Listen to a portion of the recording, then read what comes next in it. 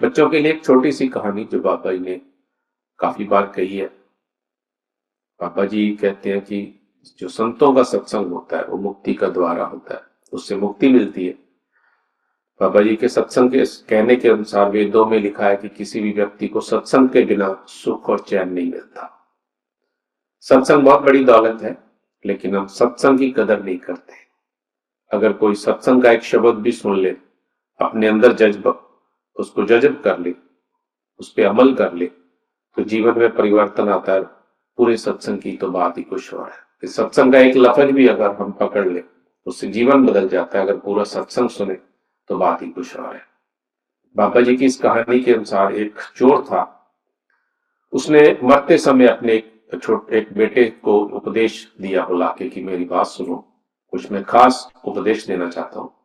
दो चीजें हैं, एक तो किसी मंदिर में जाकर सत्संग या उपदेश नहीं सुनना। अगर तुम चोरी करते पकड़े जाओ तो अपना गुनाह मत कबूल करना, भले ही तुम्हें फांसी पर क्यों न चढ़ा दिया जाए। फांसी लग जाए, एक तो कबूल मत करना कि मैंने गुनाह किया, दूसरा सत्संग नहीं सुनना। एक दिन वह नौजवान लड़का किसी के घर में चोरी करके लौट रहा था, तो एक पुलिस वाले को आता देख के पास की पगडंडी के रास्ते जान बचाने के लिए भागा और वहां एक मंदिर में घुस गया जिसमें उपदेश दिया जा रहा था।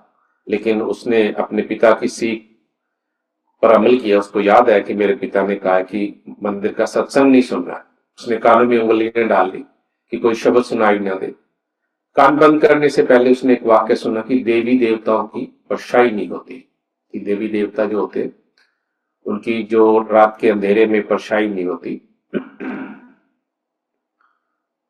और किसी और चोरी में उस दिन तो बच गया क्योंकि वो मंदिर में छुप गया था।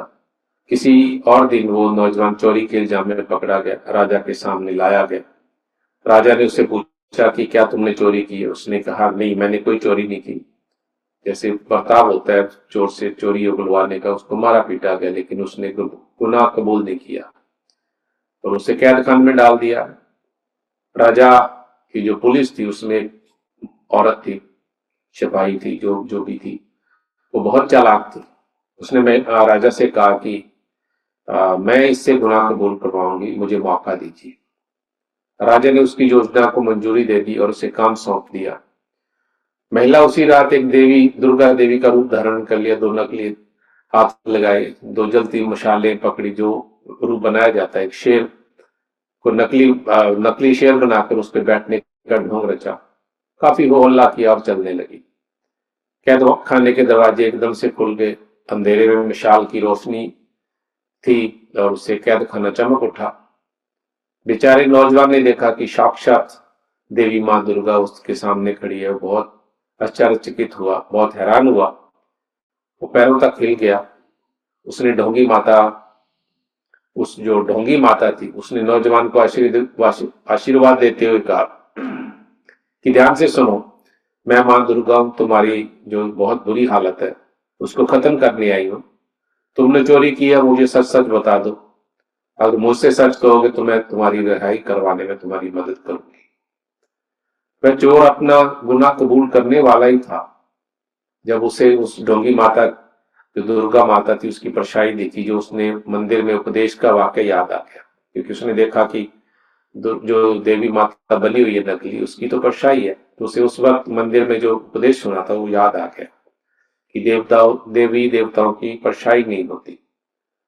तो वह तुरंत समझ गया कि यह सब ढोंग है, दिखावा है। उस चोर ने कहा, माता जी, मैंने तो कोई गुनाह ही नहीं किया, लेकिन राजा मुझे बेकार में ही सजा दे रहा है।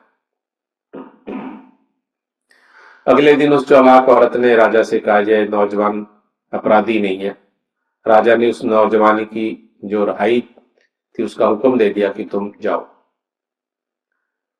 चोर बहुत खुश हुआ। उसने सोचा कि यह कितना अच्छा है, सत्संग का एक वाक्य सुना, मेरी कैद में से रिहाई होगी। अगर मैं पूरा सत्संग सुनूं तो मेरी जिंदगी बदल सकती है, मेरे जीवन में बहुत तब्दीली आएगी।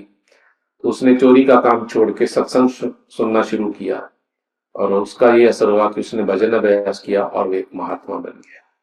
बहुत सिंपल स्टोरी है, लेकिन बहुत अच्छी स्टोरी है कि अगर सत्संग का खास करके बच्चों और सबके लिए है कि अगर हम स्टोरी को सत्संग को ध्यान से सुने, और एक वाक्य बाबा जी ने बहुत बार ये चीज कही है कि सत्संग का एक सेंटेंस, एक वाक्य, एक संतों का कहना कई बार हमारी जिंदगी तब्दील कर देता। इसलिए जैसे कल भी कहा था कि सत्संग बाबा जी की बातें, मेरी तरफ से कुछ नहीं, बाबा जी की कई बातें हम सत्संग में रूटीन में सुनते लेकिन भूल जाते हैं। जैसे मैंने कल भी कहा था कि हमारे दिमाग में एक ही चीज रहती है, हमने ये सत्संग पहले सुना हुआ है, हमने बहुत सत्संग सुने हैं, हमें बहुत ज्ञान है, अफसोस की बात है कि हम उस पर अमल ही नहीं करते, सोचते नहीं है। ये कहानी भी शायद हमने पहले पढ़ी हो या सुनी हो, बाबा जी की कहानी है, किसी सत्संग में कही गई है, आज ऐसे लगता है ये ताजी है। इसीलिए बहुत जरूरी है कि हम भी कोशिश करेंगे उस चोर की तरह, शायद वो एक वाक्य हमारे कान में भी पड़े और हमारी जिंदगी पलट दे।